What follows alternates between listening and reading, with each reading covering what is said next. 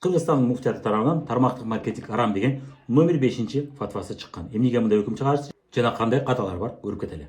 5 пункт. Жаңы кызматкерлерди тартуу үчүн жана ошондой эле жаңы кызматкерлерден кийинки кызматкерлерди тартуулар үчүн акы алуу, комиссион алуу. Биринчилерден комиссиясы тармактагы төмөнкү деңгээлде турган кызматкерлердин эсебинен камсыздалат дейт. Бул ислам адамдардын пикиринде бирөөнүн менчигин мүлкүн адилетсиз жол менен менчиктеп алуу категориясына кирет деп атат. Демек мындайча айтканда иштебеген адам жогоруда туруп алып киреше көрүп атат деген маани айтып атат. Мен азыр бул жерде толук айтып отурбайм. Толук текстти көрсөңүздөр болот. Фатва номер 5 деп жазсаңыз тексти чыгат. Фатва номер 5 тармактык маркетинг арам деп жазсаңыз чыгат. Эми бул жерде айтып атат, демек көп тармактуу уюм куруп атат, анан жогорудагылар астындагылардын жана алардын астындагылардын тартып келген үчүн бири-бирине тартып келген үчүн акча кызмат акы төлөнүп атат деп атат. Тармактык маркетингде баарында эмес, бирок көпчүлүгүндө сиз кызматкер тартып келген үчүн төлөбөйт, соодасы үчүн төлөйт.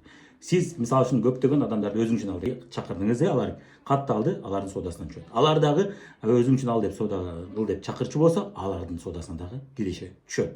Бирок алардыкынан алуу үчүн сиз белгилүү бир шарттарды аткарышыңыз керек. Муну отрыв деп коет.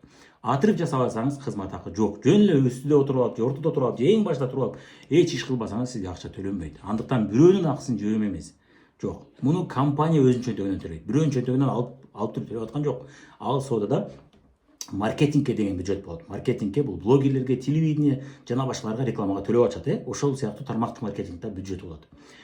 Аз гана бөлүгүн блогерлерге берет да, көпчүлүк бөлүгүн кардар мен өзүм үчүн алам жана башкаларга реклама кылам, ушунун негизинде мен бизнес курам дегендер үчүн төлөйм деген бюджет болот. Ошодон төлөйт ал. Аны соодадан баары бир түшөт агачы. Башка компанияларда деле түшөт, тармактык эмес компанияларда деле, шорого деле ошондой түшкөн соодадан бюджет болот маркетингке деле, реклама деген, Аны кылбаса эч ким тааныбайт, аны унутуп коет ал компанияны. Жана колдонбой калышат. Биз дагы ырчы көптөн бери өзүн реклама кылбаса биз унутуп коебуз. Ошол сыяктуу ошол маркетингке деген бюджеттен төлөп берет. Бирок аны жөндөн жөн бере бербейт. Аны бир иш жасагандага берет. Өзүнүн маркетинг планы бар. Муну түшүнгөн адам жөндөн жөн бул нерсеге төлөбөйт экен дейт. Бирок менимче муфтият муну дагы жакшылап изилдеген эмес. Бирок каржы пирамидаларында ошол муфтият айткандай бар.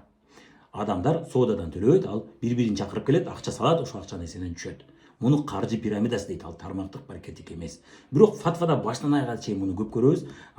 Каржы пирамидалар жөнүндө айтып атат, тармактык маркетинг жөнүндө айтпайт. Же болбосо